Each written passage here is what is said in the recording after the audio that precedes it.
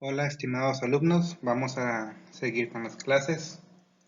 Se supone que para este punto ustedes ya pasaron el primer examen. Pues ojalá les haya ido no tan mal, ojalá se les haya ido bien. Y pues bueno, borrón y cuenta nueva, vamos a seguirle. Epicondilitis y epitrocleitis. Vamos a comenzar primero con algo de anatomía. Recuerda que el codo tiene tres articulaciones: la del húmero con el radio o húmero radial, la del húmero con el cúbito o la húmero cubital, y la articulación radiocubital, en este caso es la proximal del radio con el cúbito. Aquí tenemos la... Entonces, recordemos la estabilidad del codo, que se da por ligamentos y por los músculos, ¿sí? Entonces, hablando de los ligamentos, tenemos ligamentos laterales internos y externos, como si se tratara de la rodilla. Recuerden que la rodilla también funciona igual que el codo, como una tróclea, o como una bisagra, ¿sí? Entonces, vamos a tener en la parte interna un ligamento lateral interno que se compone de tres fascículos o de tres fascículos de ese tendón y un agregado o un pilón. Entonces, el primer fascículo es el fascículo anterior, que como su nombre lo dice, va de la parte más anterior de la epitróclea y va a llegar a la apófisis coronoides. Luego tenemos el fascículo medio, este de aquí, que va también de la epitróclea en su parte anterior inferior a la parte lateral de la apófisis coronoides. Y luego tenemos el fascículo posterior, o también se le llama el ligamento de Bardinet, que es un nombre importante, que va de la epitróclea al olecranon, ¿sí? Y se extiende como si fuera un abanico, ¿sí? Aquí se ve el abanico. Y luego tenemos el agregado o ligamento de Cooper, este de aquí, color rojo, que va de la parte posterior superior del olecranon al tubérculo de la apófisis coronoides. Los otros medios por los que el codo tiene su estabilidad, pues es por la cápsula articular, los ligamentos, que son anteriores, posteriores y laterales. Los más importantes son los laterales, los anteriores y posteriores pues casi no sirven de nada. Y por los músculos.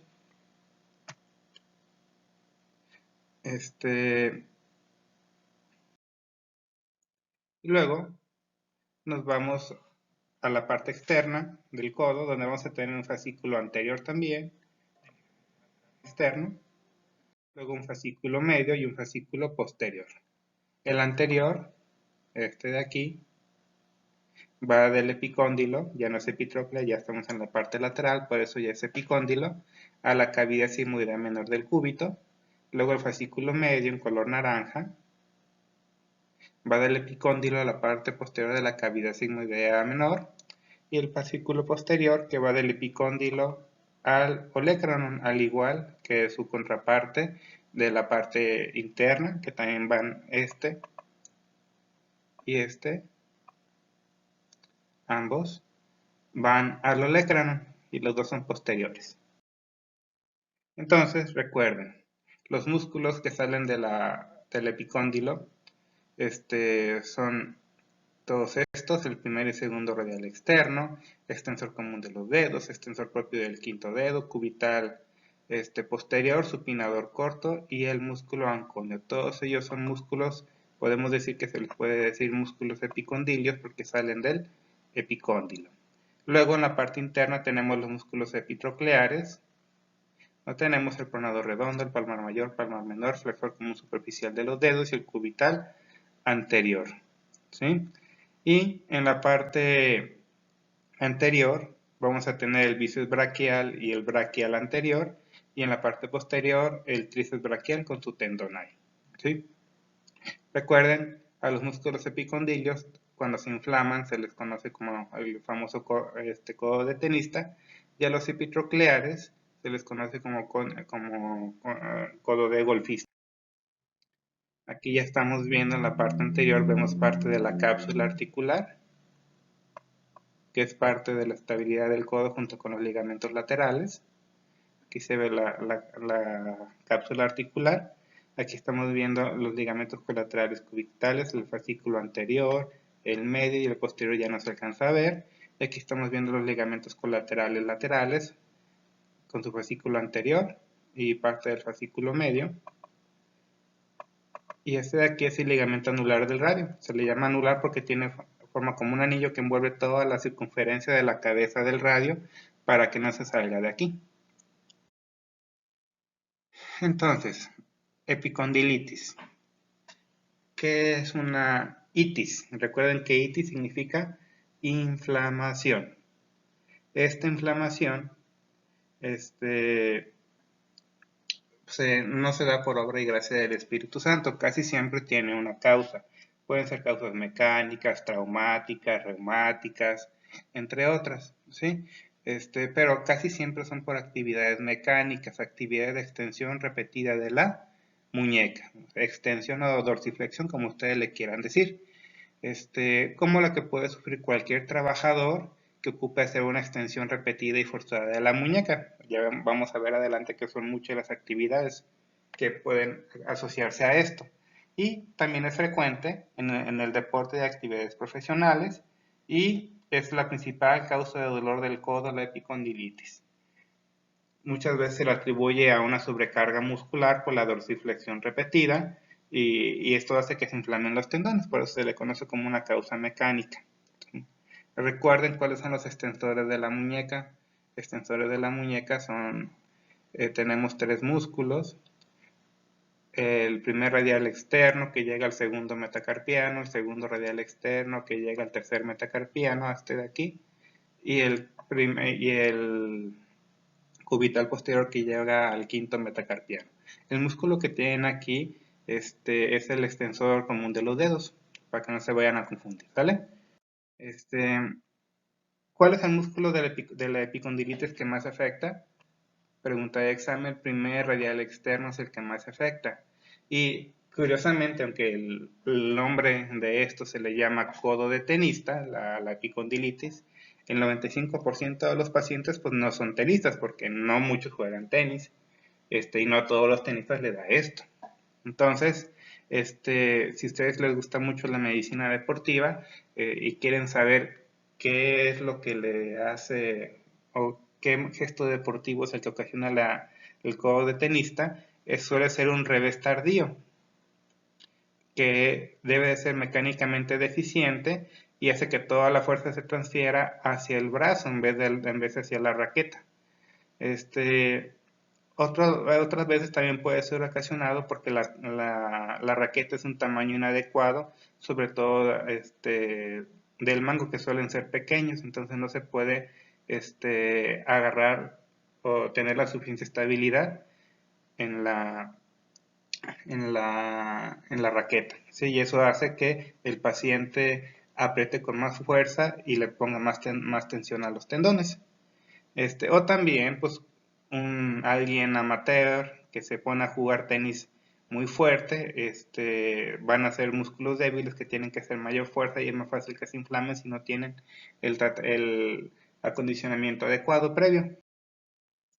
Pero, pues les decía que el 95% de los que tienen epicondilitis o codo de tenista no son tenistas. La mayoría son trabajadores que laboran en actividades como cortar madera con hachas o todo lo que tenga que ver con martillar, a veces con romper nueces o pues ya, todos los de la construcción, jardineros, carpinteros, los que trabajan la tabla roca, peluqueros, mecánicos, manejadores de máquinas neumáticas, vibratorias o trabajadores de calderas.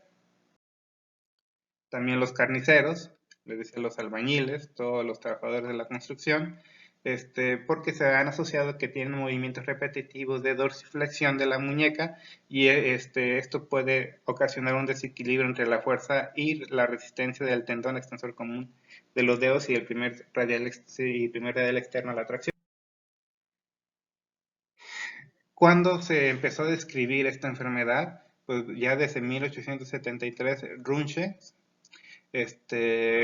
decía que era una inflamación de la inserción del tendón común del primer radial externo y del extensor común de los dedos.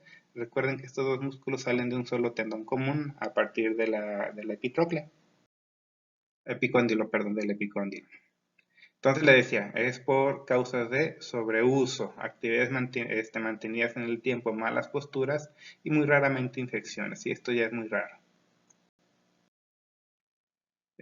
Ahora, recuerden la diferencia entre tendinitis y tendinosis. Cuando hablamos de una tendinosis, no en todos los casos, pero sí en muchos de ellos es una tendinitis crónica donde ya no solamente hay una inflamación del tejido tendinoso, sino que ya hay una degeneración, ya hay una rotura, ya hay unas microlesiones que no se pueden reparar. En este caso, itis es inflamación, en la tendinosis ya no hay tanta inflamación, ya hay degeneración. Y no se da de la noche a la mañana, es por una evolución larga, que en su camino puede desarrollar también calcificaciones o necrosis y lo que te predispone a la ruptura.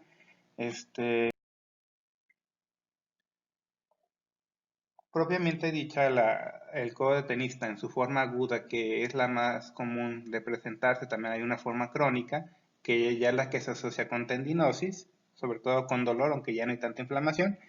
Es una inflamación, en la parte aguda de la tendinitis o codo de tenista, es una inflamación de la musculatura, nivel de la zona lateral del codo. Les decía que el músculo más afectado es el primer radial externo, o extensor radial corto, y también del extensor común de los dedos.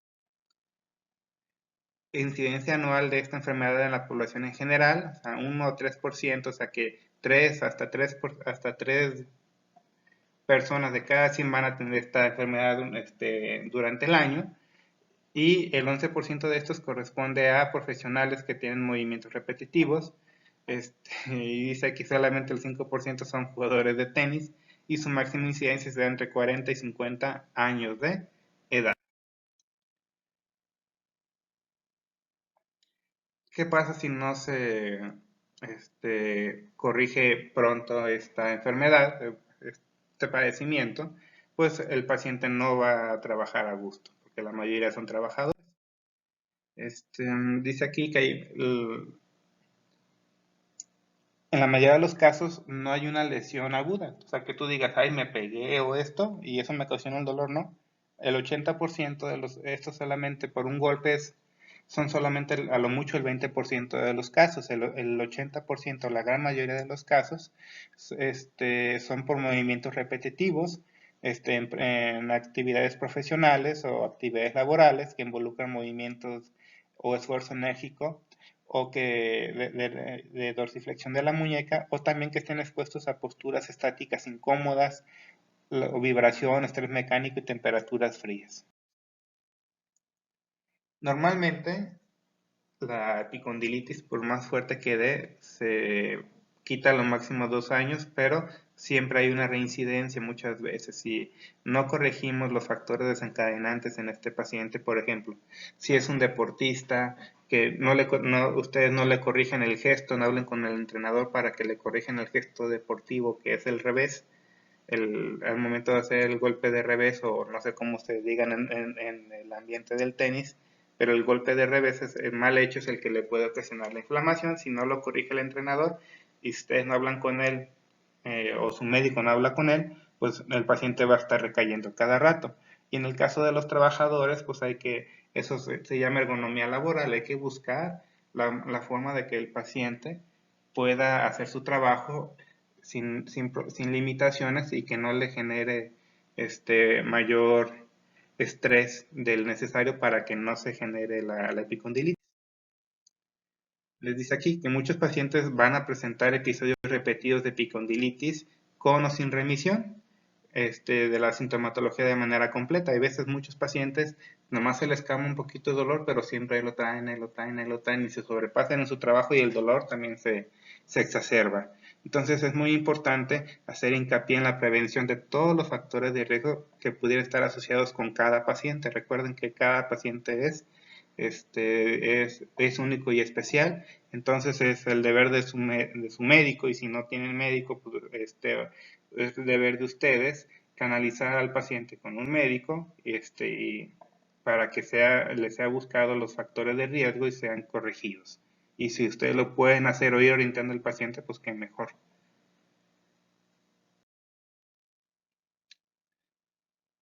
Volviendo a las causas, pues ya saben ustedes que son esfuerzos manuales de movimientos, sobre todo de dorsiflexión, de flexo-extensión, en combinación con pronosupinación del antebrazo, extensión de la muñeca y flexión de los dedos.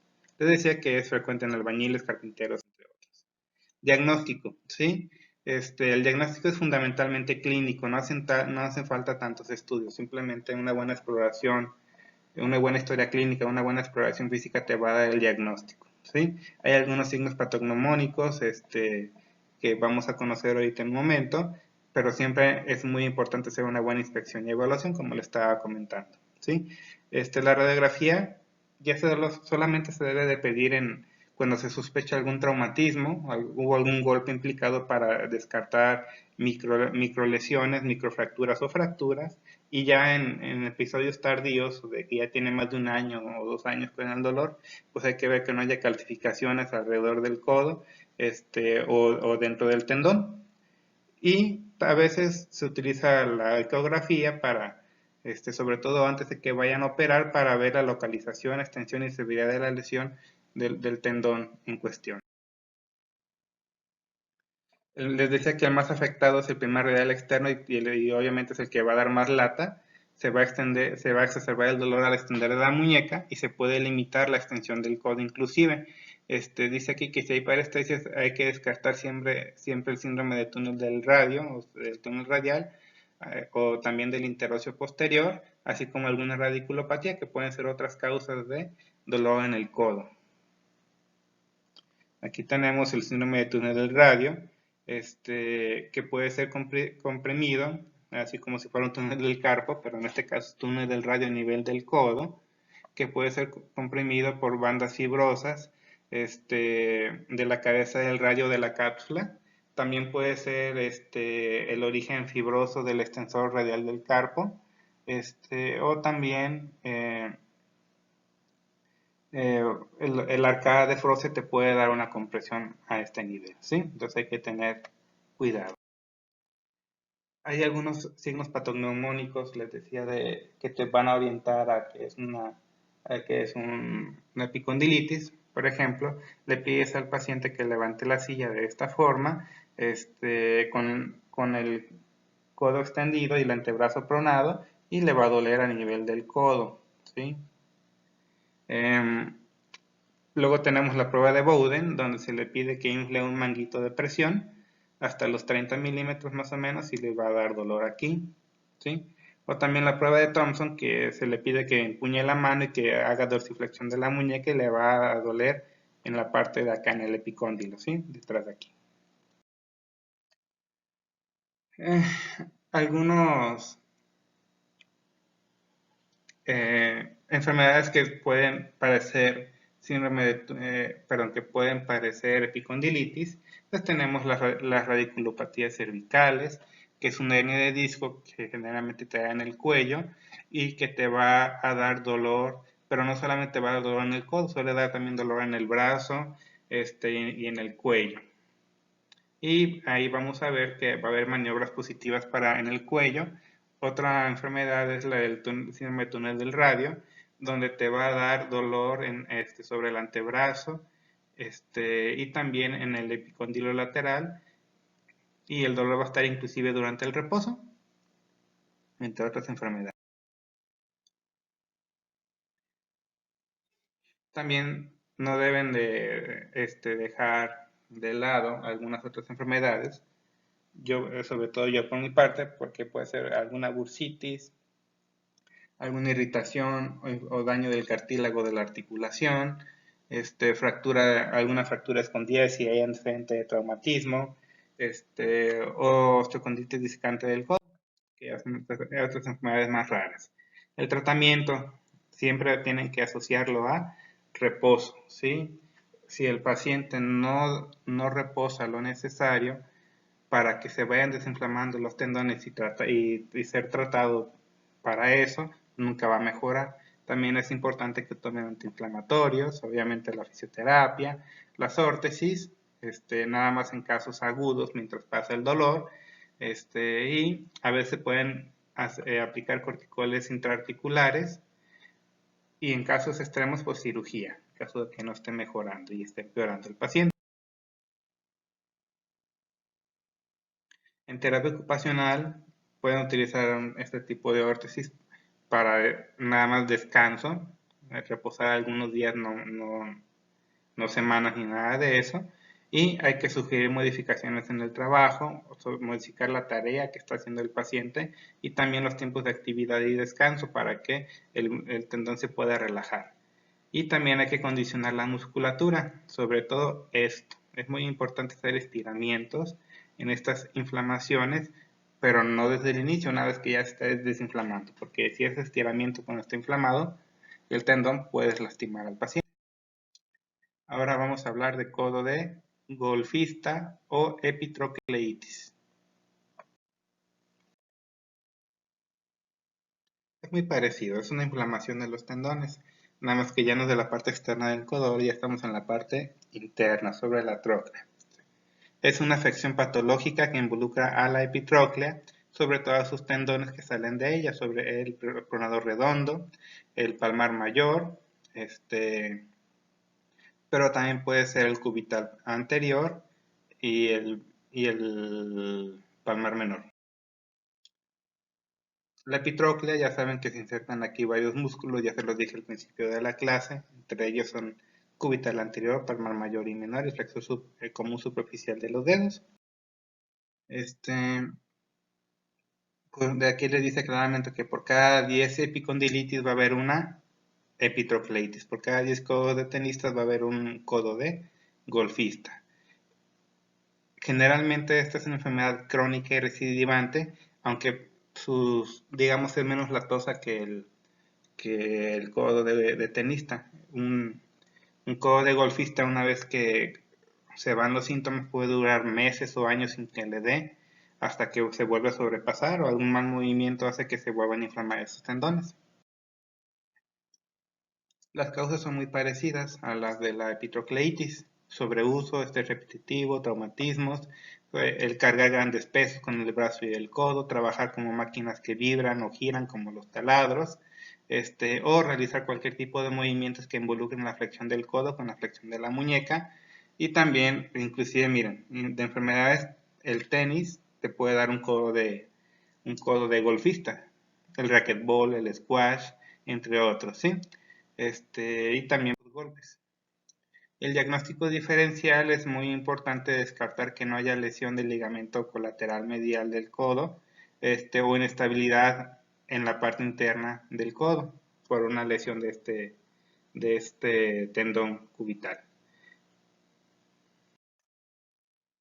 Aquí hay una maniobra que se hace para ver si hay un bostezo, a ver si se abre el codo al hacerle presión hacia acá. Y aquí estabilizamos. Si el codo se abre como si fuera una rodilla que está lastimado su ligamento colateral, así en el codo también, para ver si hay inestabilidad en la epitrocleitis. Su sintomatología clásica es el dolor local sobre la epitróclea, que se irradia al antebrazo o la parte interna del brazo. Va a haber obviamente dolor también a la palpación y va a haber molestia al flexionar la muñeca, aunque también te puede doler al extender, como si fuera un codo de tenista, nada más que el dolor va a estar acá. Y hay algunos pacientes que tienen los dos para acabarla, tanto codo de tenista como codo de golfista. Nada más en los pacientes descarten bien que no sea, bueno, envíenlos bien para ver que su médico descarte un hernia de disco. Y puede haber parestesias en la zona del brazo, antebrazo y la mano. Hay que descartar también una neuropatía cubital. Recuerden que el nervio cubital pasa por aquí, a un ladito de la epitróclea. Y aquí puede haber de dos sopas, que puede haber una compresión y que eso sea el dolor, o puede haber que haya también una inflamación y que esa inflamación te favorezca la compresión del nervio, o que sean dos cosas separadas y juntas. El signo de codo de golfista se le pide al paciente que flexione y tú haces resistencia hacia la extensión, o sea, la prueba contraria a la del codo de tenista. O también puede haber la prueba de extensión sobre el antebrazo, que te va a indicar la epicondilitis medial, donde el paciente sentado va a flexionar el codo y va a mantener el antebrazo en supinación, y ustedes van a sujetar la parte distal del antebrazo y lo intentas extender y eso le va a dar dolor en el codo. El tratamiento es muy parecido. Tiene que haber reposo. Recuerden, una itis tiene que haber reposo para que el tendón se pueda desinflamar y posteriormente poderlo estirar. Si no lo estiras y nada más calmas el dolor con medios físicos, el paciente seguramente va a recaer y va a caer con ustedes de vuelta. O puede que diga que su trabajo no es el adecuado. Entonces, recuerden, reposo es muy importante. Obviamente todos sus menjurjes de fisioterapia y hay que hacer actividades de estiramientos. Es muy importante que reconozcan en cada paciente todos los mecanismos que hacen que se desencadene esa enfermedad para que los corrija y se minimice la posibilidad de una recaída en el padecimiento del paciente, sobre todo en sus actividades laborales. Algunos ejercicios que se pueden hacer para la epicondilitis, epitrocleitis, aquí tenemos extender los dedos con ayuda de una liga, ¿sí? Van a hacer abducción de los dedos, extender y separarlos más que nada, ¿sí? 10 repeticiones. También se puede apretar una pelota sujetándola firmemente sobre la palma de la mano y se aprieta durante 3 segundos y se relaja durante 3 segundos, 10 repeticiones. Luego se puede ayudar a la flexión de la muñeca con una pequeña pesa. Se mantiene 5 a 7 segundos y se vuelve a la posición de inicio. Esta es la posición de inicio, 10 repeticiones. Y luego lo mismo, pero ahora en extensión. Recuerden que tienen que hacerlo ya que el dolor haya bajado. De aquí. Luego se pasa de pronación a supinación, también 10 repeticiones. Y de supinación a pronación también 10 repeticiones. Más ejemplos de ejercicios que pueden ustedes aplicar. Por ejemplo, aquí en el inciso, en la primera imagen, estamos viendo flexión de la muñeca resistida. En el inciso aquí estamos viendo extensión de la muñeca resistida. Aquí estamos viendo flexión del codo resistido. Aquí estamos viendo extensión del codo resistido. En su libro de Broxman que les pasé en inglés vienen dos protocolos. Este me gustó, el de Wick y Andrews, donde lo divide en 3 fases. En la fase 1 o fase aguda, los objetivos son reducir la inflamación y el dolor, promover la cicatrización y retrasar la atrofia muscular. ¿Con qué van a tener esos objetivos? Haciendo uso de crioterapia, hidroterapia y estiramientos, sobre todo extensión y flexión de la muñeca, extensión y flexión del codo y supinación y pronación del antebrazo. También se puede hacer ultrasonido, masaje y ontoforesis y sobre todo evitar movimientos dolorosos como es la prehensión. En la fase 2, el objetivo es en la fase subaguda mejorar la flexibilidad, incrementar la fuerza y la resistencia, incrementar sus actividades funcionales, enfatizar el fortalecimiento con ejercicios concéntricos y excéntricos y concentrarse en los grupos musculares afectados, sobre todo los de flexión, extensión de la muñeca y la pronación, supinación del antebrazo, haciendo ejercicios de extensión y flexión del codo, fortalecimiento, si hay una debilidad importante, también hay que hacer estiramientos para mejorar la flexibilidad, usar una abrazadera de contrafuerte como las que ya vimos en la clase de férulas, continuar con el uso de la crioterapia y el ejercicio y tratar de ir reintegrándose las actividades de su vida diaria y sobre todo las que generan el estrés, y reiniciar gradualmente los movimientos previamente dolorosos. Y en la fase 3 o fase crónica, sus objetivos son mejorar la fuerza y la resistencia muscular, mantener la flexibilidad y volver gradualmente a las actividades deportivas de alto nivel si así lo hacía el paciente. Hay que continuar con los ejercicios de fortalecimiento, continuar enfatizando las deficiencias en la fuerza del hombro y el codo, continuar con los ejercicios de flexibilidad, disminuir gradualmente el uso de la codera, usar crioterapia según necesidad, y modificaciones del equipo que tengan de trabajo o del deporte. Ahora, punto y aparte, ya para terminar la clase vamos a ver uno de los últimos temas, que es la lesión del ligamento colateral cubital del codo, que está muy en relación con los codos, con los músculos y tendones epitrocleares.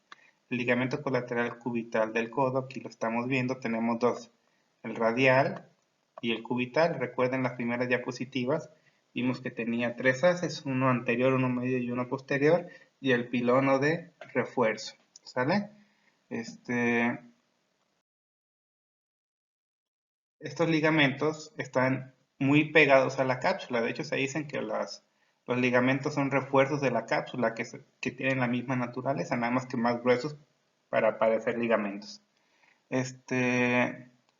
La cápsula junto con los ligamentos forman una bolsa hermética que rodea toda la articulación y no deja que se salga líquido sinovial. Este ligamento colateral cubital es el principal estabilizador para evitar el desplazamiento en valgo del codo. Esto hace que se evite que el codo se doble hacia adentro o se desplace hacia afuera, como lo quieran ver.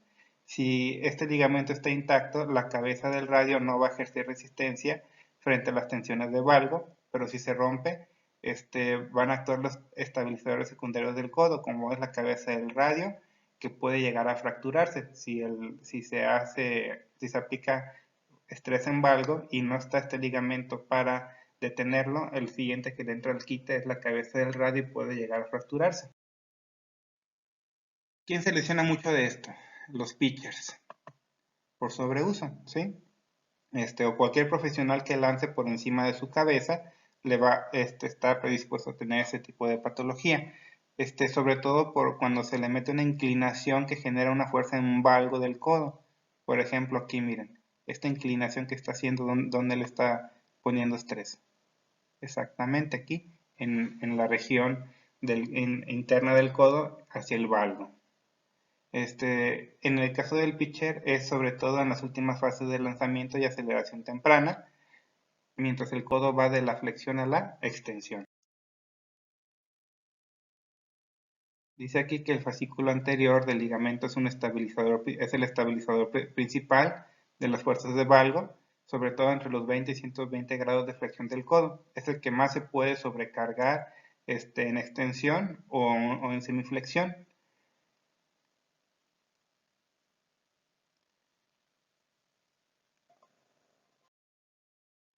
Les dice aquí que el as anterior se tensa en la extensión y se afloja en la flexión, y el as posterior se tensa en flexión y se afloja, en extensión. Así trabaja la biomecánica de estos tendones, de estos ligamentos. Dice aquí que si cortamos o se daña este ligamento colateral cubital, se pierde 30% de la laxitud, o más bien aumenta 30% la laxitud en varo y en valgo. Aquí estamos viendo, fíjense bien, un codo donde estamos viendo que al ponerle estrés, la distancia de 7.2 milímetros que hay aquí aumenta a 14.7. Entonces, este es un bostezo del codo y es muy importante pues evitarlo. Y más bien miren, este es un codo saludable y este es el codo lastimado, ¿sí? Un codo saludable les da 7.2 milímetros de valgo y un codo lastimado de este ligamento 14.7.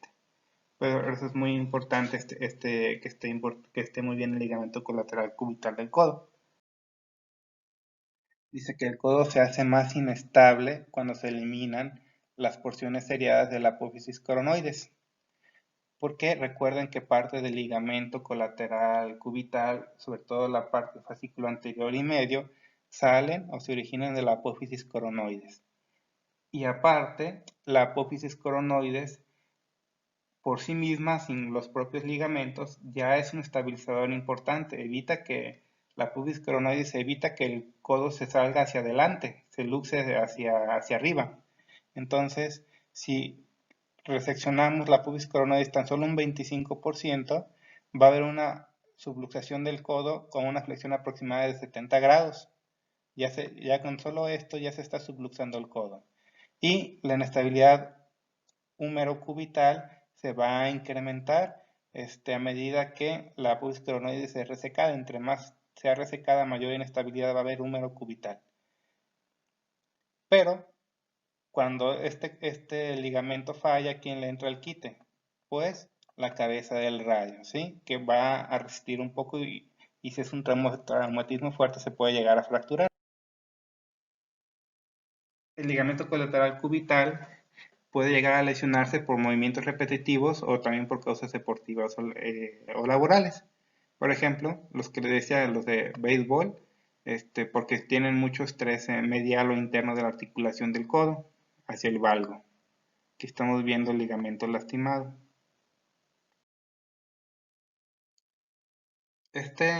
Dicen que es uno de los futbolistas más grandes del mundo.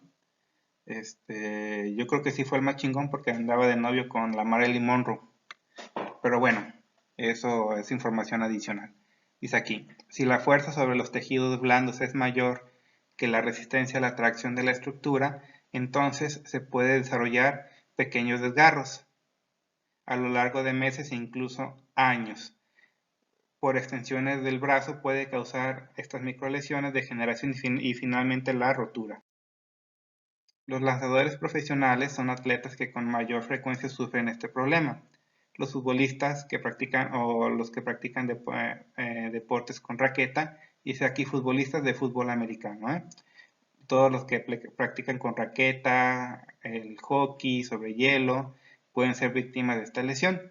Y también por una caída sobre un brazo extendido también puede conducir a la ruptura del ligamento colateral cubital, que a menudo se asocia con luxación del codo, con otras lesiones donde puede haber inclusive también fractura de la cabeza del radio cuando el traumatismo es más fuerte o lesión de la apófisis coronoides. Y esto se le llama, fíjense bien, triada terrible del codo, cuando hay lesión del ligamento colateral cubital, fractura de la cabeza del radio y lesión o fractura de la apófisis coronoides, el codo les va a quedar como matraca, no va a tener nada de estabilidad.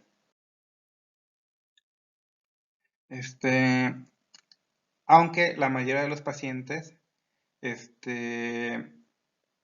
son chiquillos entre 10 y 18 años. Sobre todo los niños tienen un factor de riesgo único, ya que tienen aquí una placa de crecimiento que puede hacer que estas tracciones repetidas hagan que el codo les quede más corto, ¿sí? Que se pueda cerrar. Entonces es muy importante tener cuidado con los niños. ¿Qué es lo que van a referir los pacientes? Dice aquí que la presentación más frecuente es una historia de dolor relacionado con el lanzamiento. Al estar pichando o al estar haciendo su actividad, les va a empezar a doler, sobre todo en la parte medial del codo. Y van a sentir mayor dolor cuando están elevando el codo o cuando están frenando después del lanzamiento. También pueden encontrar que puede haber chasquido en el codo o dolor agudo sobre la parte interna o medial del codo. Y dolor fuerte tras un lanzamiento fuerte. Cuando se rompió el ligamento completamente, van a observar un hematoma en el codo, ¿sí? Y el paciente va a tener impotencia funcional clara, no va a poder flexionar el codo y va a estar inestable ese codo, con restricción para actividades deportivas y también actividades de la vida diaria. También va a tener debilidad para hacer el puño. El diagnóstico hay que sospecharlo, ¿sí? Hay que sospecharlo siempre, es de sospecha. Y ya cuando se está sospechando se pueden pedir radiografías para ver calcificaciones, cuerpos libres, lesiones de la cabeza del radio y que se puede pedir para esto ecografía y resonancia magnética en casos agudos y también en casos crónicos se pueden pedir, pero es muy importante una radiografía en casos crónicos para ver calcificaciones. Y al estar explorando el paciente, pues van a ver que hay un bostezo medial del codo. El tratamiento es muy parecido a la epicondilitis, nada más ahora en la parte interna. No está el reposo ni los antiinflamatorios ni la fisioterapia por demás. De hecho, son necesarios. Pero si hay una laxitud ligamentaria o está lesionado el nervio cubital, hay que hacer una cirugía. En atletas hay que hacer rehabilitación más reposo. No hay atleta que pueda llevar su rehabilitación jugando o estando activo, ¿sí? Hay que modificar la actividad, sobre todo en el número de lanzamientos por partido, la fuerza que va a aplicar para ir mejorando la estabilidad del cuerpo. Y cuando todo esto falla, está el tratamiento quirúrgico, ¿sí? Cuando es más fuerte el dolor, pero no hay una inestabilidad, simplemente con una artroscopia puede ser, pero si hay inestabilidad, tiene que hacer una cirugía abierta porque van a tener que poner injerto. Si hay una caída con el brazo extendido, hay que abrir porque van a tener que reparar. Y cuando está la triada fatídica, cuando hay luxación del codo, con rotura del ligamento colateral cubital, fractura de la cabeza del radio y fractura de la coronoides, tienen que hacer una reparación abierta porque tienen que hacer reparación de los ligamentos, tienen que poner prótesis de la cabeza del radio por la fractura y fijar con tornillitos o alambres la apófisis coronoide. Aquí está el tratamiento. Este programa de tratamiento es para un tratamiento conservador, donde vamos a dividirlo en varias fases, de la fase de la 1 a la fase 4, donde en la fase 1 es la fase de movilización precoz, que su objetivo es mejorar la movilidad, promover la cicatrización del ligamento colateral cubital, evitar la atrofia muscular y también bajar la inflamación y el dolor. Hay que trabajar la amplitud de movimiento, el rango de movilidad, trabajando movilidad no dolorosa con una abrazadera o un soporte opcional y movilizaciones activo-asistidas y pasivas del codo y de la muñeca, siempre que sea no dolorosa. Ejercicios podemos hacer isométricos de musculatura de muñeca y el codo y ejercicios de elevación y flexión del hombro sin fortalecimiento de rotadores externos para no meterle estrés al codo. Y también se puede poner hielo y vendaje compresivo. En la fase 2, o la fase intermedia, los objetivos van a ser aumentar la movilidad, promover el fortalecimiento y la resistencia, reducir el dolor y la inflamación, favorecer la estabilidad y podemos incrementar gradualmente el grado de movimiento hasta llegar a los 135 grados de flexión del codo. Se recomienda aumentar de 10 grados por semana para no sobrecargar. Los ejercicios se pueden iniciar isotónicos de flexores y extensores de la muñeca, pronosupinadores, ejercicios isotónicos de bíceps y tríceps y pesas para rotación externa del hombro, deltoides y también abductores del hombro. Y no olvidar el hielo y la compresión.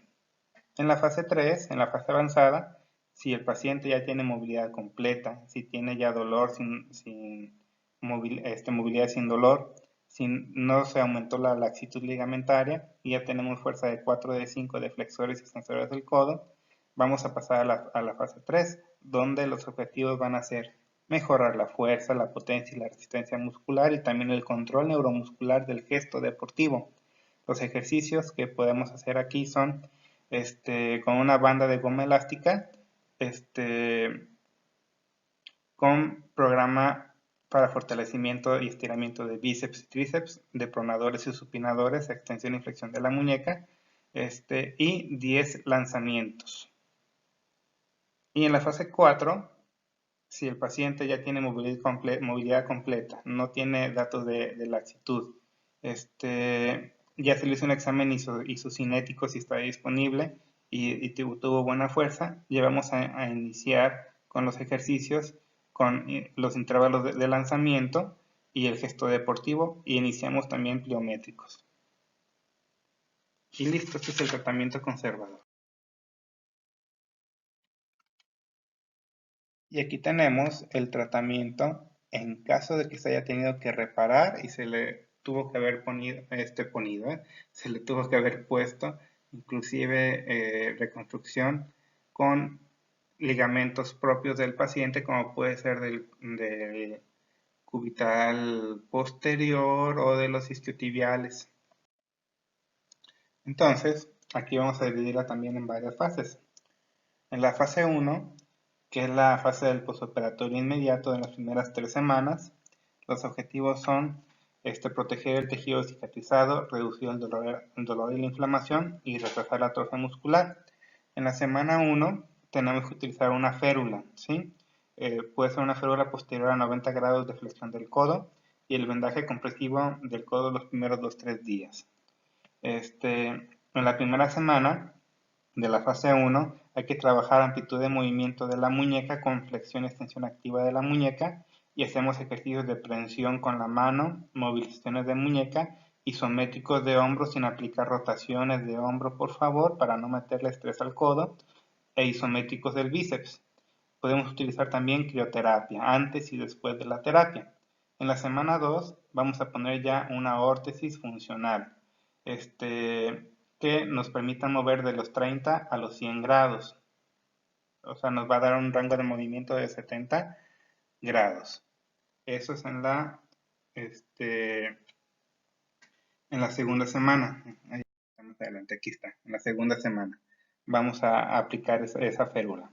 Se inician ejercicios isométricos de muñeca, isométricos de flexión y extensión del codo y se continúa con los ejercicios listados en la semana 1. En la semana 3, la órtesis funcional vamos a avanzarla ya de 15 hasta 110 grados, o sea, nos va a dar 105 grados de movilidad. Y vamos a seguir con el mismo programa de ejercicios que llevamos en toda la fase 1. Luego ya vamos a pasar a la fase 2, que va de la cuarta a la octava semana, cuyos objetivos son incrementar la movilidad, promover la cicatrización y recobrar la fuerza muscular. En la semana 4 vamos a poner ya la órtesis en 10 grados de extensión y hasta 120 grados de flexión.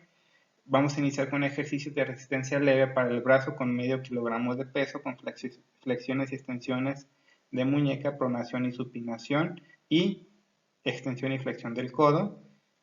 Y vamos a ir también moviendo el hombro y fortaleciendo el hombro, evitando todavía la rotación externa hasta la sexta semana. Y ya vamos a pasar a la semana 6, donde ya vamos a permitirle a la órtesis que podamos mover todo completamente de 0 hasta 130 grados el codo. Y vamos a seguir con los ejercicios de fortalecimiento y ya vamos a iniciar con fortalecimiento de la rotación externa del hombro. ¿Cuáles son los rotadores externos del hombro? Infraespinoso y redondo menor. Y ya vamos a pasar a la fase 3, cuyos objetivos son incrementar la fuerza, la potencia muscular y la resistencia muscular. Vamos a mantener la movilidad completa del codo e iniciar gradualmente ya las actividades deportivas. Ya para esto ya estamos en la semana 9. Vamos a iniciar con ejercicios de flexión, extensión excéntrica del codo. Vamos a continuar con los isotónicos. Vamos a iniciar el programa de 10 lanzamientos o de 10 del lanzador y la resistencia manual de los patrones diagonales. En la semana 11 seguimos haciendo todos los ejercicios y ya hacemos alguna actividad deportiva ligera como puede ser natación. En la fase 4 ya vamos aumentando la fuerza, la potencia y la resistencia muscular y se vuelve de manera gradual las actividades deportivas con mucho cuidado. En la semana 14 ya iniciamos con lanzamientos, si es un pitcher, seguimos fortaleciendo y estirando. Y en la semana 22 a 26 se vuelve gradualmente al lanzamiento competitivo. Y el último tema, son 3 diapositivas nada más. Lesiones del ligamento colateral lateral. Lo que pasa es que este no es tan importante ni es tan frecuente. El ligamento colateral lateral tiene su origen en el epicóndilo lateral y de ahí se une al ligamento anular del radio y de ahí se va al tubérculo de la cresta supinadora del cúbito, por acá. Entonces, aquí está el ligamento anular del radio, este de aquí. Este se suele lesionar, que está el ligamento lateral, que se une a este ligamento anular del radio. Se lesiona por esguinces, por fractura de la cabeza del radio o también de la apófisis coronoides, o también se puede lesionar en la triada trágica del codo, pero aquí ya no la hacen una cuatriada, no, bueno, ya no lo hacen ya no lo meten aquí, porque no nos da tanta estabilidad. ¿Qué vamos a ver aquí? Dolor en la cara lateral del codo, que se va a exacerbar a la palpación, vamos a encontrar chasquidos y a veces puede haber bloqueo de la extensión del codo, sobre todo a la mitad del arco de movilidad y también al hacer la supinación. La exploración física vamos a encontrar el test de aprehensión a al bostezo del codo, donde vamos a tomar el codo, lo vamos a supinar y vamos a hacer una rotación externa más algo del codo y va a ver el paciente va a tener dolor aquí y aprehensión a la luxación del codo. El diagnóstico es con radiografía en estrés, hacer una buena historia clínica y ver el mecanismo de lesión, y el tratamiento en estos casos es quirúrgico la mayoría de las veces. Se le pone implante de tendón del palmar mayor o del recto interno, que es uno de los aductores del, de la cadera. Y el tratamiento fisioterapéutico es muy parecido o se puede hacer análogo al de la lesión del ligamento colateral cubital. Y tan se acabó esta clase, señoras y señores. Nos vemos.